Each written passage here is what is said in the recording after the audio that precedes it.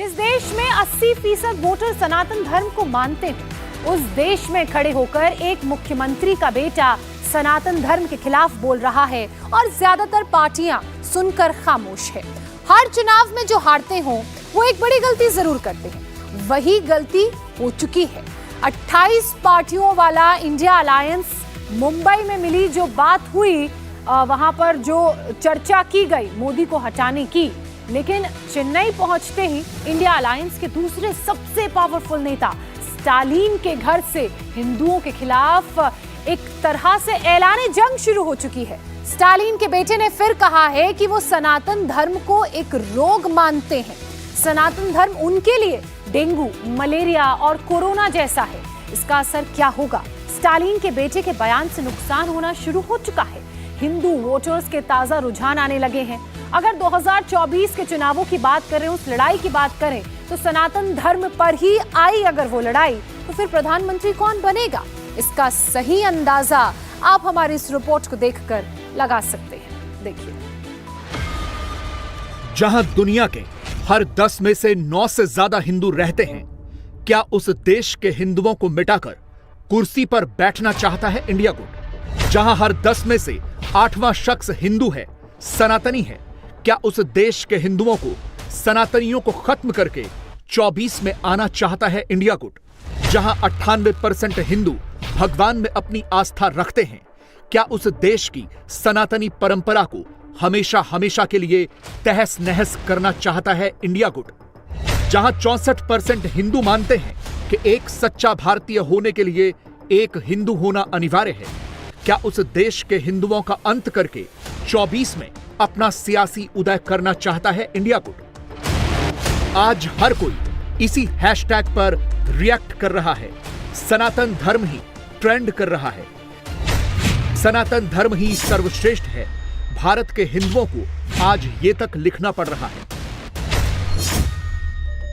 और इसकी वजह है इंडिया गुट से जुड़ी 2 पार्टियों के 2 नेताओं का विवादास्पद बयान। पहले तमिलनाडु के सीएम के बेटे ने सनातन की तुलना डेंगू, मलेरिया जैसी बीमारी से कर दी। यह कह दिया कि मच्छर, डेंगू बुखार, मलेरिया और कोरोना ये ऐसी चीजें हैं जिनका हम केवल विरोध नहीं कर सकते, हमें इन्हें मिटाना होगा। सनातन भी ऐसा ही है। और इस बयान के बाद कांग्रेस अध्यक्ष खरगे के बेटे प्रियांक खरगे ने यह कहकर उदयनिधि के विवादित बयान का समर्थन किया कि सनातन धर्म किसी बीमारी जैसा ही है। Any religion which does not give you equal rights, does not treat you like humans, is not a religion. So it's as good as a disease. सनातन धर्म पर हमला करके किसे टारगेट किया जा रहा है, कौन सी फोटो घुमाई जा रही है, देख लीजिए।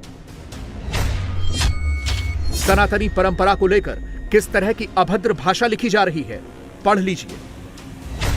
सनातन विरोधी स्क्रिप्ट उसी पाठशाला से निकली है जिसमें मोदी विरोधी क्लास लगती है। हिंदुओं को लेकर, हिंदुत्व को लेकर अशोभनीय टिप्पणियां की जाती हैं। इंडिया गुट में शामिल नेताओं की यह लिस्ट लंबी है। सैंपल देखिए। राहुल हिंदू वोटों के लिए मंदिर मंदिर, द्वारे द्वारे माथा टेकते हैं, आरती करते हैं, टीका लगाते हैं। चुनावी फायदे के लिए कभी कश्मीरी हिंदू, कभी जनेऊधारी ब्राह्मण, तो कभी दत्तात्रेय गोत्र वाले ब्राह्मण बन जाते हैं। मगर कांग्रेस को मुसलमानों की पार्टी बताते हैं। सोमनाथ मंदिर दर्शन के लिए जाते हैं तो हिंदू बनकर नहीं जाते। विदेश जाते हैं तो लश्कर से भी ज्यादा कट्टर आतंकी हिंदू को बताते हैं। कांग्रेस पार्टी हिंदू आतंकवाद वाली थ्योरी घुमाती है। कांग्रेस पार्टी के नेता हिंदुओं की तुलना कभी आईएसआईएस से करते हैं, कभी राक्षस कहते हैं, हिंदुत्ववादी बोल बोलकर हमला करते हैं। कभी यह कहते हैं कि मोदी आ गया तो भारत में सनातन धर्म की हुकूमत आ जाएगी। हिंदुत्ववादी और हिंदू के बीच में फर्क है। आप सब हिंदू हो, हिंदुत्ववादी नहीं। हिंदुओं का देश है, हिंदुत्ववादियों का नहीं। और ऐसे मोदी जी को अगर और शक्ति मिलेगी देश में, तो समझो फिर इस देश में सनातन धर्म और आरएसएस की हुकूमत आएगी। सनातन विरोधी, हिंदू विरोधी, यह सोच सिर्फ कांग्रेस पार्टी तक सीमित नहीं है, पूरी की पूरी इंडिया अलायंस इसमें शामिल है। अरविंद केजरीवाल कश्मीरी हिंदुओं का मजाक उड़ा चुके हैं, कई मौकों पर कह चुके हैं कि राम मंदिर की जरूरत क्या है। जब बाबरी मस्जिद का ध्वंस हुआ तो मैंने नानी से पूछा, नानी अब तो आप बड़े खुश हो गए, अब तो आपके भगवान राम का मंदिर बनेगा। कहती है ना बेटा, मेरा राम किसी की मस्जिद तोड़ के ऐसे मंदिर में नहीं बस सकता। आरजेडी के मंत्री कहते हैं रामचरितमानस को जला दो। समाजवादी पार्टी के स्वामी प्रसाद मौर्य कहते हैं हिंदू धर्म है ही नहीं, केवल धोखा है। आम आदमी पार्टी के नेता राजेंद्र पाल गौतम कहते हैं किसी भी देवी देवता को नहीं मानूंगा। टीएमसी के नेता कहते हैं बंगाल में जय श्री राम बोलने की इजाजत नहीं। हिंदू धर्म नाम की कोई धर्म है ही नहीं। हिंदू धर्म केवल धोखा है। हिंदू धर्म केवल धोखा है। हिंदू धर्म केवल धोखा है। हिंदू धर्म केवल धोखा है। सनातन धर्म पर मोदी विरोधी पार्टियों का यह हमला इन दिनों लगातार बढ़ा है और हद तो यह है कि एक इकोसिस्टम ऐसे हमलों को, ऐसे बयानों को अभी से डिफेंड कर रहा है, जस्टिफाई कर रहा है।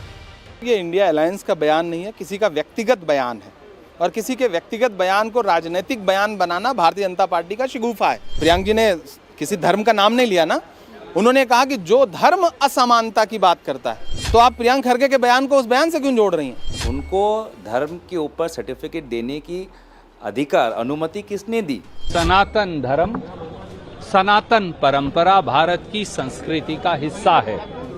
शायद भाषा की भावना को ना समझते हुए किसी व्यक्ति ने कहा होगा सनातन cannot be equated with Hinduism.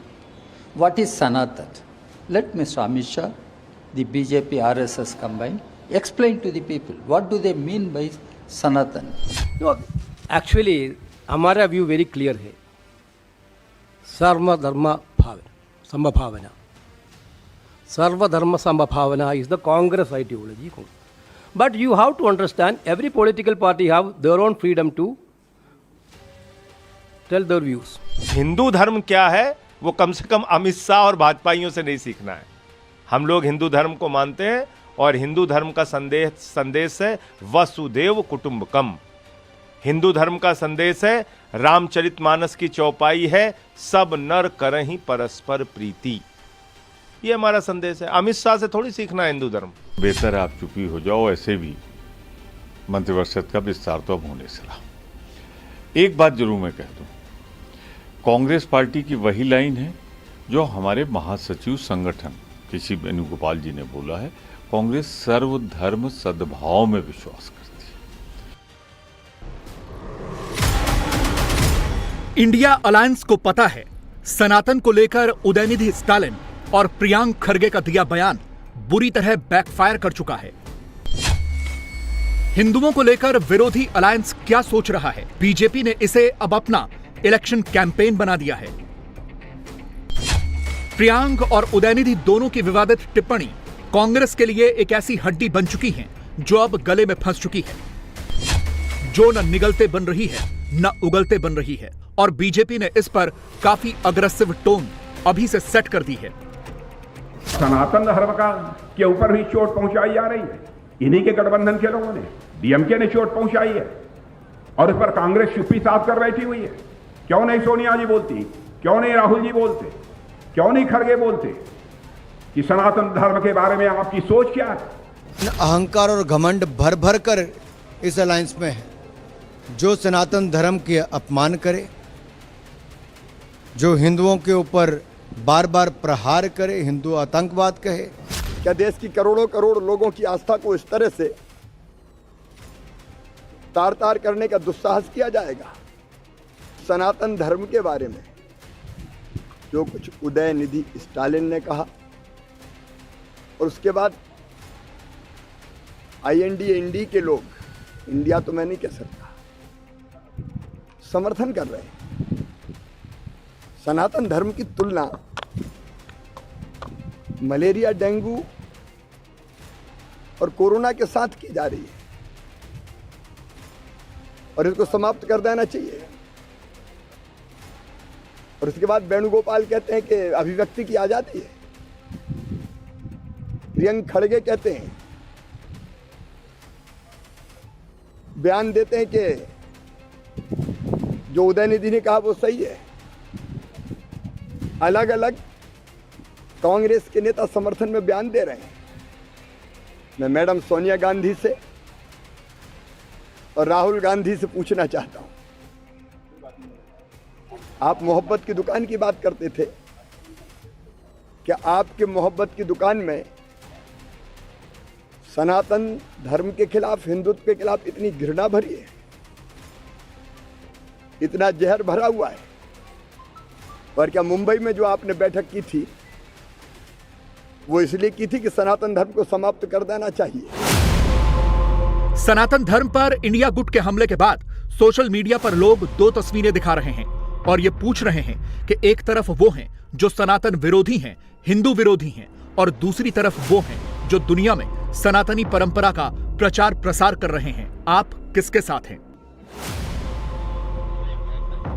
सवाल जायज भी है, क्योंकि इंडिया गुट के लिए कम से कम मौजूदा वक्त में तो 80% वोट का मामला गड़बड़ हो गया है। उदयनिधि स्टालिन ने साउथ को साधने के चक्कर में इंडिया अलायंस का नेशनल वाला ड्रीम ही चौपट कर दिया है।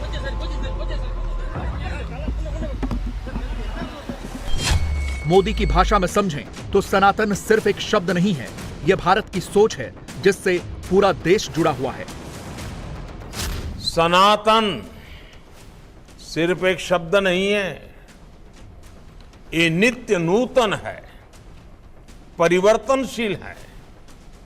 इसमें बीते हुए कल से खुद को और बेहतर बनाने की एक अंतर्निहित चेष्टा है, और इसलिए सनातन अजर अमर है। और जो इकोसिस्टम सनातन को टारगेट करके हिंदुओं को भला बुरा कह के मोदी के खिलाफ सियासी माइलेज उठाना चाहता है, आज उस इकोसिस्टम को कुछ फैक्ट्स पता होने चाहिए।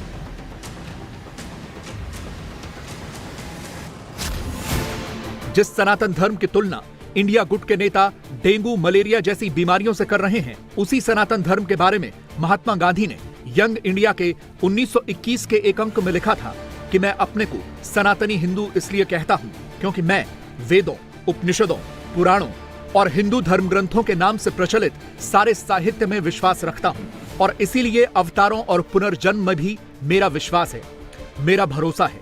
इस आधार पर महात्मा गांधी ने भी सनातन का अर्थ हमेशा रहने वाले यानी शाश्वत परंपरा के तौर पर लगाए हैं। महाकाल का बुलावा आया। सनातन का शाब्दिक अर्थ ही है शाश्वत या सदा बना रहने वाला, यानी जिसका न आदि है न अंत है। सनातन धर्म को हिंदू धर्म या वैदिक धर्म के नाम से भी जाना जाता है, जो दुनिया के सबसे प्राचीनतम धर्म के रूप में स्थापित है। भारत के 28 राज्यों में हिंदू बहुसंख्यक आबादी है। प्यू रिसर्च के एक सर्वे के मुताबिक हर 10 में से 4 हिंदू री इनकारनेशन यानी पुनर्जन्म में यकीन रखते हैं। 55% हिंदू हर रोज अपने घर में पूजा अर्चना करते हैं। 95% हिंदू दीपावली का त्योहार मनाते हैं। हर 10 में से 8 हिंदुओं का मानना है कि वो भगवान में भरोसा करते हैं। 44% हिंदू भगवान शिव के साधक हैं। 35% हिंदू हनुमान भगवान की पूजा करते हैं। 32% हिंदू गणेश भगवान में आस्था रखते हैं और 28% खुद को लक्ष्मी माता के करीब मानते हैं। यह है सनातन की शक्ति। इंडिया गुट चाहे जो भी कहे, मगर सच यही है कि हाँ, हिंदुस्तान के लोग भगवान को मानते हैं, सनातन को मानते हैं। वो मानते हैं कि आत्मा अजर अमर है। धर्म को खत्म कर देंगे। मैं इस भारतीय जनता पार्टी के मंच से जवाबदारी के साथ कहना चाहता हूं, उदयनिधि, तुम्हारे दादा चले गए, परदादा चले गए, तुम्हारा पूरा खानदान चला जाएगा, किंतु सनातन धर्म को इस देश से कोई समाप्त नहीं कर सकता। इंडिया टीवी हर वक्त हर जगह डाउनलोड करने के लिए सर्च करें India TV news Google play store या ऐप स्टोर पर।